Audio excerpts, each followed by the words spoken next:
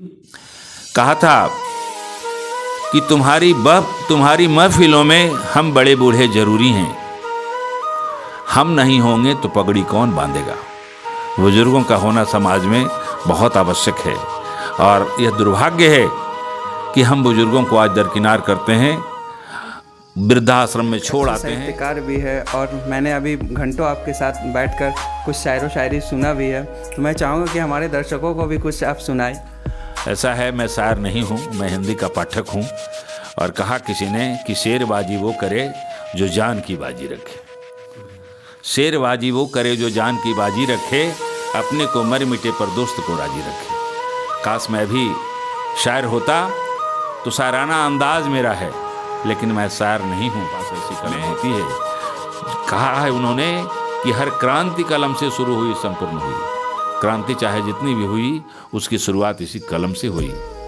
और नेपाली जी ने धर्म पर, संप्रदाय पर बहुत सारी बातों को कहते हुए दो पंक्तियों में बहुत सधे हुए शब्दों में उन्होंने कहा कि मजहब तो सकरी गलियां हैं, मजहब तो सकरी गलियां हैं मंजिल के पास पहुंचने की। मंदिर मस्जिद टकराए तो मैं खाने को आवाज दूं।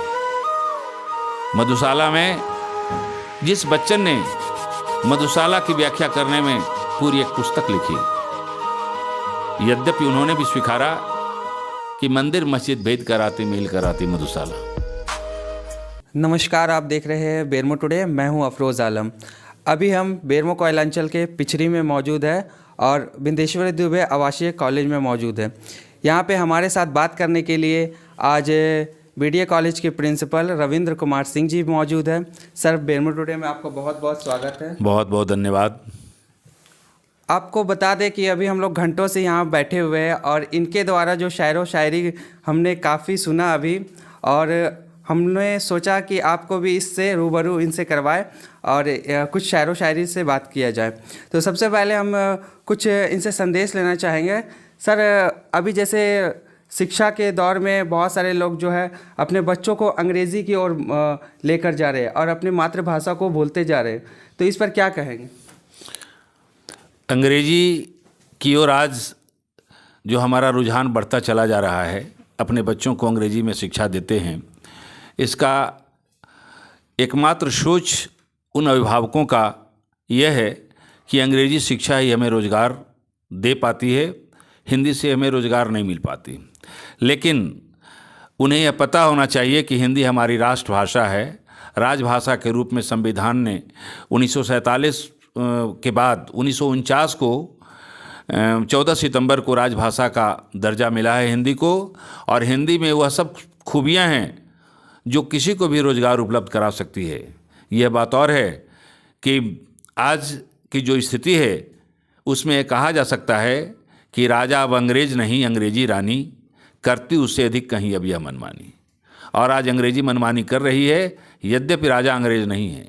लेकिन जब तक इस गुलाम मानसिकता से हम उभरेंगे नहीं, तब तक हमारी हिंदी जो राजभाषा है उसका विकास नहीं हो सकता। ये स्मरण आते हैं गोपाल सिंह नेपाली, जिसने कभी कहा था कि हिंदी के संबंध में कि हिंदी को कुछ करना नहीं, प्रतिभा हो तो कुछ सृष्टि करो, सदियों की बनी बिगाड़ो मत, कभी सूर बिहारी तुलसी का यह बिरवा नरम उखाड़ो मत। भंडार भरो इस भाषा की, हर हलचल पुस्तक में छपने दो, हिंदी है भारत की बोली तो अपने आप पनपने दो।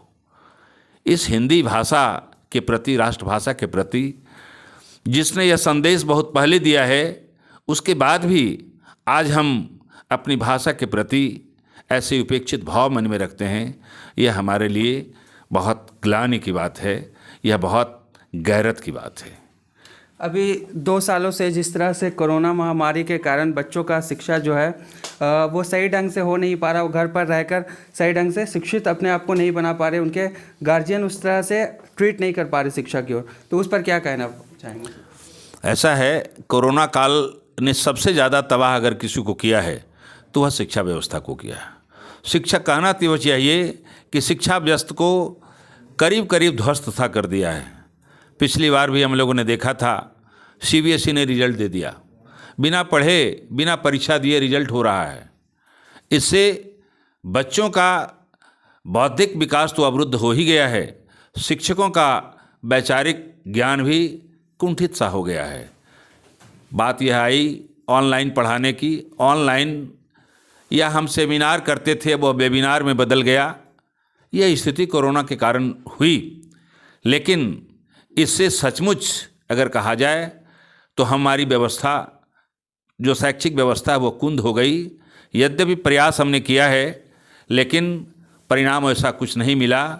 इसीलिए किसी ने कहा है कि कोशिशें तो एक से बढ़कर एक हुई, कुछ दुआओं का इसमें सहारा रहा, लाख नदियों ने चाहा कि मीठा करे, पर समंदर तो खारे का खारा रहा।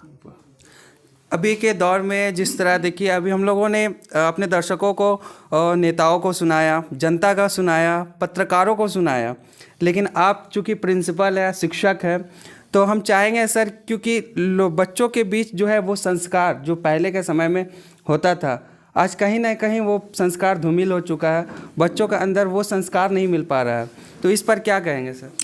ऐसा है, हमारी शिक्षा पद्धति, जिस मैकाले शिक्षा पद्धति को हम लोग बरसों बरस से ढोते चले आए, और कहीं न कहीं थोड़ा सा बदलाव होता रहा उसमें। चूँकि मैं यह मानता हूँ कि शिक्षा कितना बड़ा प्रयोगशाला है, जिस पर हर बार जब जब सरकार बदली, सरकार के लोगों ने, सत्तासीन लोगों ने इस पर प्रयोग किया। कभी 10+2, कभी 10+2+3 आया। यह प्रयोग होता रहा, लेकिन फलाफल कुछ नहीं निकला। और सबसे बड़ी जो बात, आज हमारी युवा पीढ़ी भटक रही है, भटकाव की ओर जा रही है, दिशाहीन हो रही है, उसका सबसे बड़ा कारण मैं यह मानता हूँ कि आज नैतिक शिक्षा का बड़ा अभाव हो गया। आध्यात्मिक शिक्षा नहीं हो रह गई हमारी शिक्षा पद्धति में। और जो न्यू एजुकेशन पॉलिसी आई है, खुशी हुई सुन के उसमें कि कुछ आध्यात्मिक बातें भी उसमें आई हैं, नैतिक शिक्षा को भी रखा गया है, लेकिन जब वो लागू होगा तब समझ में बात आएगी। लेकिन मैं यह ज़रूर कहना चाहूँगा कि हमारा जो आधार है शिक्षा का, साहित्य का, उस आधार को दरकिनार नहीं किया जाए। आज की स्थिति है कि हम शिक्षक हैं, हम पढ़ाते हैं, उस पाठ्यक्रम में सूर, तुलसी, कबीर जैसे नरपुंगव नहीं हैं, तो हमारे सामने यह विवाद का विषय हो जाता है। हम यह सोचने को मजबूर हो जाते हैं कि आखिर हम पढ़ाएं किसे। तो नैतिक शिक्षा का बड़ा अभाव होता जा रहा है। नैतिक शिक्षा नहीं रहने के कारण हमारे बच्चे आज अपनी संस्कृति से विमुख होते चले जा रहे हैं। उन्हें आज यह पता नहीं होता है कि हमारे सप्ताह में कितने दिन होते हैं, हिंदी के दिन याद नहीं, महीने हिंदी के याद नहीं, और यह सब पुरानी अपनी जो प्राचीन संस्कृति है जिससे हम अनुप्राणित होते रहे हैं, वो सब भूलते जा रहे हैं। और मैं इन्हीं कारणों को मानता हूँ कि यही कारण हैं जिनके कारण हमारे बच्चे आज उस रूप में विकसित नहीं हो रहे हैं जिसके विकसने की हम अपेक्षा किए बैठे हैं। बहुत सारे बच्चे ऐसे भी हैं जो अपने बूढ़े माँ बाप को अनाथ वृद्धाश्रम छोड़ के आ जाते हैं, उन लोगों के बारे में क्या कहेंगे? और बच्चों को अभी से किस तरह से घर पे शिक्षा देना चाहिए ताकि वो बच्चे के अंदर संस्कार, अच्छा संस्कार आए? ऐसा है कि बच्चे वही करते हैं, बच्चे वही सीखते हैं जो हम करते हैं।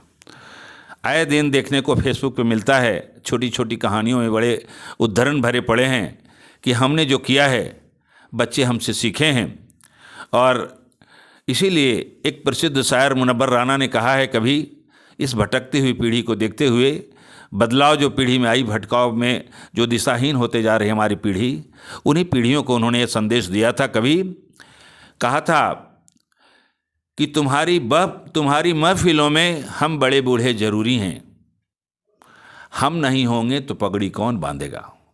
बुजुर्गों का होना समाज में बहुत आवश्यक है, और यह दुर्भाग्य है कि हम बुजुर्गों को आज दरकिनार करते हैं, वृद्धाश्रम में छोड़ आते हैं, लेकिन ऐसे करने वालों की संख्या आज भी बहुत कम है।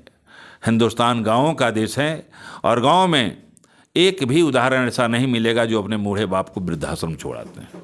ये पढ़े लिखे लोग जो बहुत बौद्धिक अपने आप को समझते हैं, बहुत एडवांस समझते हैं, जो अपने माँ बाप को कभी कभार देखते हैं, वैसे लोगों जिसने हमारे हिंदुस्तान के समाज को नहीं जिया है, वही लोग ऐसा करते हैं। और ऐसे लोगों से हम नियम नहीं बना सकते हैं, ऐसे लोगों को अपवाद मान के हम चलेंगे। चूँकि आज हम जिस समाज में रहते हैं उस समाज में बहुत मुश्किल से एक आध व्यक्ति ऐसा मिलता है जो अपने बूढ़े माँ बाप को वृद्धाश्रम में छोड़ाया है।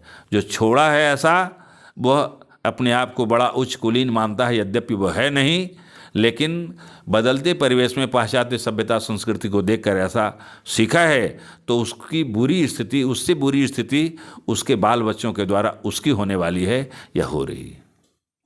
सर, आप एक अच्छे साहित्यकार भी है और मैंने अभी घंटों आपके साथ बैठकर कुछ शायरो शायरी सुना भी है, तो मैं चाहूँगा कि हमारे दर्शकों को भी कुछ आप सुनाएं। ऐसा है, मैं शायर नहीं हूँ, मैं हिंदी का पाठक हूँ। और कहा किसी ने कि शेरबाजी वो करे जो जान की बाजी रखे। शेरबाजी वो करे जो जान की बाजी रखे, अपने को मर मिटे पर दोस्त को राजी रखे।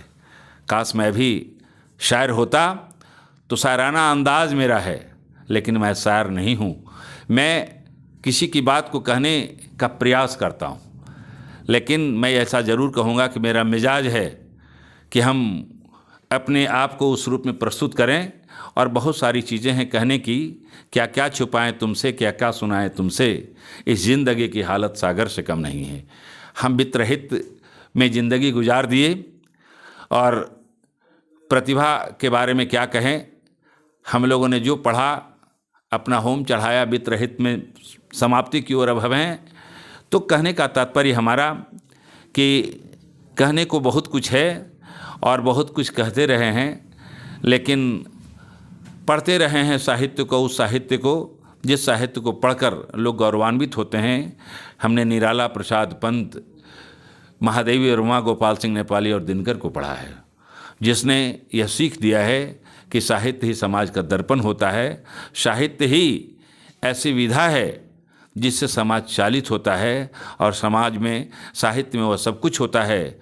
और गोपाल सिंह नेपाली के शब्दों में मैं यह कहना चाहूँगा, जिसने कभी कहा था कि साहित्य एक ऐसी विधा है कि साहित्य में कुछ भी करने की क्षमता है। और कहा था गोपाल सिंह नेपाली ने कि हम तो कवि हैं, इतिहास बदलने वाले हैं, और भूगोल इतिहास की बात नहीं, हम आकाश को बदलने की क्षमता रखते हैं साहित्यकार। और साहित्यकार ऐसा है, अपनी प्रसिद्ध पंक्तियों में उन्होंने कभी कहा था कि तुझसा लहरों में बह लेता, वैसे व्यक्ति को उन्होंने संकेत करते हुए कहा था कि तुझसा लहरों में बह लेता तो मैं भी सत्ता गह लेता। तुझसा लहरों में बह लेता तो मैं भी सत्ता गह लेता, ईमान बेचता चलता तो मैं भी महलों में रह लेता।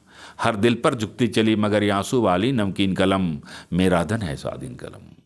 और कलम ऐसी नेपाली जी के पास थी जिसने कहा कि जिसने तलवार शिवा को दी, रोशनी उधार दीवा को दी, पतवार थमा दी लहरों को, खंजर की धार हवा को दी। अगजग के उसी विधाता ने कर दी मेरे अधीन कलम, मेरा धन है स्वाधीन कलम। तो कवियों के पास ऐसी कलम होती है। कहा है उन्होंने कि हर क्रांति कलम से शुरू हुई, संपूर्ण हुई। क्रांति चाहे जितनी भी हुई, उसकी शुरुआत इसी कलम से हुई। और नेपाली जी ने धर्म पर, संप्रदाय पर बहुत सारी बातों को कहते हुए दो पंक्तियों में बहुत सधे हुए शब्दों में उन्होंने कहा कि मजहब तो सकरी गलियां हैं, मजहब तो सकरी गलियां हैं, मंजिल के पास पहुंचने की। मंदिर मस्जिद टकराए तो मैं खाने को आवाज़ दूं। मधुशाला में जिस बच्चन ने मधुशाला की व्याख्या करने में पूरी एक पुस्तक लिखी, यद्यपि उन्होंने भी स्वीकारा कि मंदिर मस्जिद भेद कराती मेल कराती मधुशाला, और उसको गोपाल सिंह नेपाली ने 4 पंक्तियों में कह के रखने का प्रयास किया है। और सचमुच कहा है किसी ने कि मंदिर मस्जिद से वह नियामत वाली जगह है जहाँ एक जगह जो मिलते हैं। इसीलिए किसी शायर ने कहा कि जाहिद शराब पीने दे मस्जिद में बैठकर, या वह जगह बता दे जहाँ पर खुदा ना हो। बहुत बहुत धन्यवाद सर। तो आप देख रहे थे बेरमो टुडे, और ये हमारे साथ अभी थे बीडीए कॉलेज के प्रिंसिपल रविंद्र कुमार सिंह जी, जिन्होंने कहा कि साहित्य ही समाज के दर्पण है और अपने बच्चों को अच्छे संस्कार दे, शिक्षा दे, ताकि वो आगे चलकर